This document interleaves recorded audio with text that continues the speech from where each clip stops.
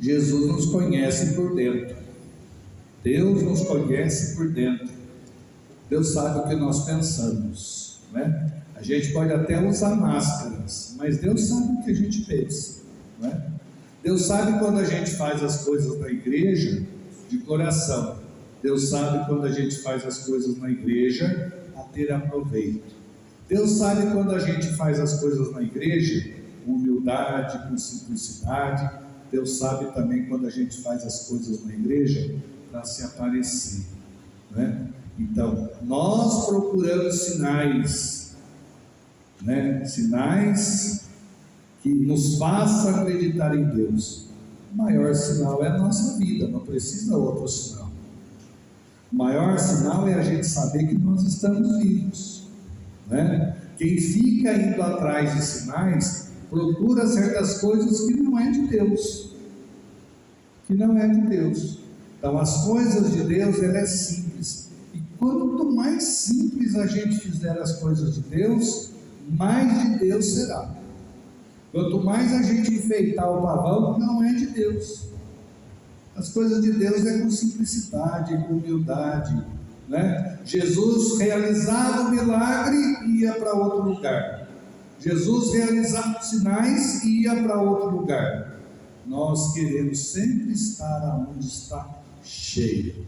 Quero pregar onde tem multidões. Quero falar onde tem multidões.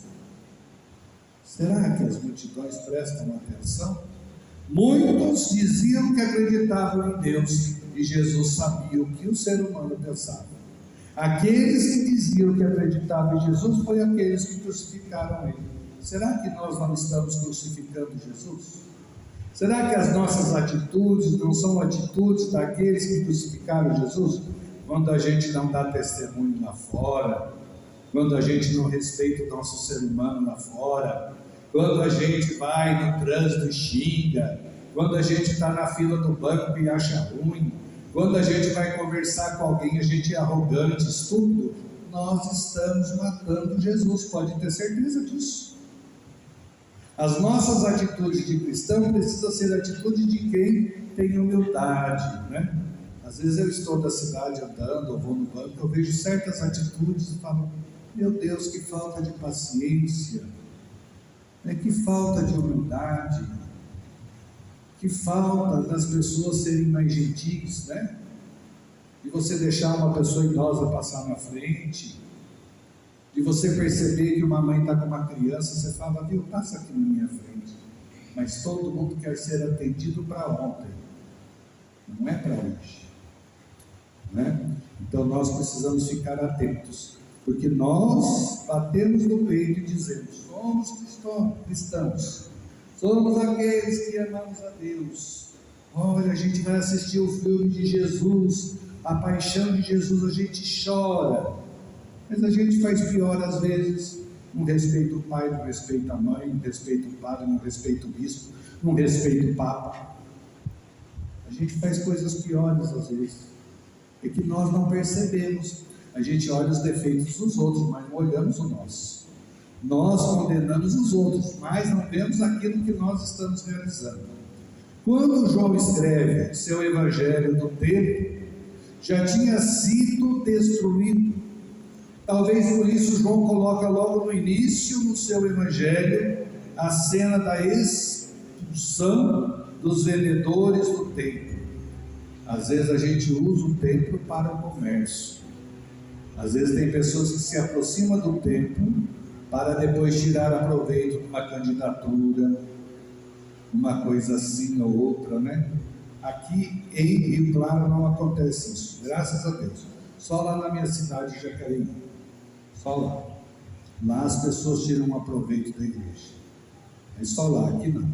Por isso João coloca logo no início do seu evangelho a cena da expulsão dos vendedores do templo. Enquanto os outros evangelistas situam a cena após a entrada triunfal de Jesus em Jerusalém. O tema central de hoje é a adoração de Deus em espírito e verdade, do Cristo morto e ressuscitado. O tema já é preparado quando Jesus chama Natanael e este se espanta por Jesus o ter visto debaixo da figueira. Jesus então diz: na verdade, eu vos digo, vereis o céu aberto e os anjos de Deus subindo e descendo sobre o Filho do Homem. O lugar privilegiado para o encontro com Deus não será mais o templo, e sim o próprio Cristo, o próprio Filho, único do Pai. A palavra que se fez carne e habitou entre nós, antecipando a destruição do templo com um chicote na mão. Jesus expulsa todos os vendedores, junto com os bois, ovelhas, pombas, cambistas, dizendo: não façais da casa de meu pai uma casa de comércio. Quando os judeus o questionam sobre seu gesto e lhes perguntam que sinal nos mostra para agir assim, Jesus aponta sua futura morte e ressurreição. Destruí esse templo em 3 dias e eu o levantarei.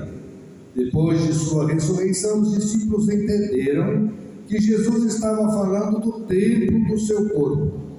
Paulo lembra que o corpo de cada pessoa que crê em Jesus, bem como a própria comunidade cristã, é o templo vivo, onde Deus gosta de morar. Aí façamos uma pergunta para nós: será que eu estou com o templo que Jesus gosta de morar? Eu sou templo do Senhor. Será que as minhas atitudes são atitudes de que Deus está satisfeito conosco? Será que eu estou agindo como cristão? O que importa para a verdadeira adoração de Jesus à samaritana não é este ou aquele templo, porque os verdadeiros adoradores não te adorará, Pai em espírito e verdade. Não esses os adoradores que o Pai deseja. O Pai deseja aquele que adora com humildade, simplicidade, aquele que faz sem esperar nada em troca, aquele que age como aquele que pede a Deus a graça, mas não fica questionando a Deus. Achei interessante esses tempos atrás, acho que essa semana mesmo que passou, quando fala do Lázaro e do rico, Lázaro tinha nome, Lázaro foi para o céu, o rico não foi. Quem é o rico? O rico não tem nome, o rico é cada um de nós. Será que eu estou preparado para ir para o céu? Ou será que eu sou igual Lázaro, que aceita as tribulações? O demônio não entra dentro de nós, porque se ele estivesse dentro de nós, ele não nos tentaria. O demônio nos atenta. Então quem é cristão é atentado, e se somos atentados é porque somos de Deus, e aí nós temos que rezar ainda mais. Não tem aquele ditado popular que quanto mais rezo parece que as coisas pioram mais? Não é isso. É que quanto mais próximo a gente está de Deus, mais a tentação vem para nós. Quanto mais a gente está com Deus, mais as coisas ruins parece que vai acontecer em nós. Não é que Deus está fazendo um teste conosco, é que nós trazemos dentro de nós o pecado original, e esse pecado faz com que a gente de vez em quando dê uma desmontada. Por isso que às vezes a gente cai no pecado. Mas se nós estivermos firmes na fé, se nós rezarmos, se nós fizermos jejum, se nós formos aqueles que têm esmola, se nós formos aqueles que realmente estão a serviço da igreja, nós ficaremos em pé. Nós ficaremos em pé. Mas é preciso estar com Deus. E quanto mais a gente está com Deus, mais tentado a gente será. Pode ter certeza disso. Então não se preocupe, sabe? Tem gente que faz pregação assim: ai, porque nossa, as pessoas me perseguem, porque não sei o que, viu? Isso é papo para você sentir dó da pessoa. Ninguém é perseguido, não. Nós somos tentados, e a tentação acontece com qualquer um, principalmente com o padre, principalmente com o bispo, principalmente com o papa. Às vezes você levanta bem, você levanta maravilhosamente bem, vem uma pessoa que detona você, acaba com o seu dia. E você tem que continuar em pé, porque você tem outros que não têm culpa daquela tentação aparecer logo cedo na sua vida, e aparece. E aí o padre tem que ter um jogo de cintura. Hoje eu estava conversando com o seminarista, nós vamos almoçar, nós vamos tomar café na Dona Nair, nós já tínhamos almoçado, depois nós fomos no velório. Foi lá depois que a gente foi? Foi. Aí eu disse assim para ele, ó, o padre é que nem casamento, é na alegria e na tristeza, na saúde e na doença. No mesmo dia a gente vive tudo. A gente vê a alegria do nascimento de uma criança, vive o casamento, vive o batizado, vive o almoço, a festa, vive o aniversário e vive a morte. Tudo no mesmo dia. A gente consegue passar por todos os momentos da vida num único dia só. E temos que continuar em pé. E às vezes vem alguém para nos atentar, para encher o nosso saco que somos padres. Não percebe que a gente vive tudo isso todo dia. Aí ele acha que ele tem que ter atenção. O padre não gosta de mim, não me dá atenção. Preste atenção que o padre vive todas as coisas boas e coisas ruins ao mesmo tempo. Precisamos começar a ter esta consciência. Eu estava dizendo esses dias que tem padres que eles celebram a missa e vai embora e não fala oi para ninguém, e o pessoal acha ruim. Eu falo, tem hora que o padre tem razão, porque pelo menos ele entra calado e sai tudo e ninguém enche o saco dele, e ele vive feliz. Mas eu gosto de estar junto com o povo. Mas tem hora que eu vou falar para vocês, viu? Principalmente na quaresma, é uma tentação só. Mas não sou perseguido, não sou mal resolvido, não, é porque tem perseguições. Mas a gente fica em pé porque a gente ama o que faz e gosta do que faz, e é vocação. Se não tiver vocação, não fica também. Não é fácil ser padre. Não é difícil para quem tem vocação, para quem tem missão, mas para quem não tem, aí não aguenta não, no futuro sai fora. A quaresma é um tempo privilegiado para fazermos uma faxina, não uma faxina na casa, mas uma faxina no corpo, na alma, no coração, né?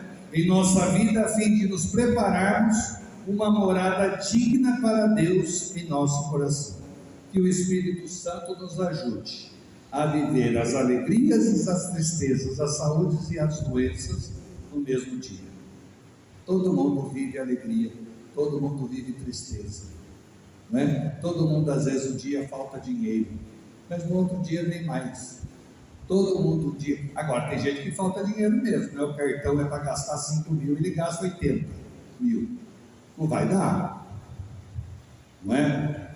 Aí tem que sofrer, vai fazer o quê? Sofre porque quer. Também temos que, eu acho que tem que montar dentro da igreja a pastoral das finanças, né? Sentar o marido e a esposa e falar, vamos ver como que a gente vai gastar. Porque às vezes a gente fica numa situação apertada porque não temos controle no bolso, não é? Então nós temos que aprender também a gastar.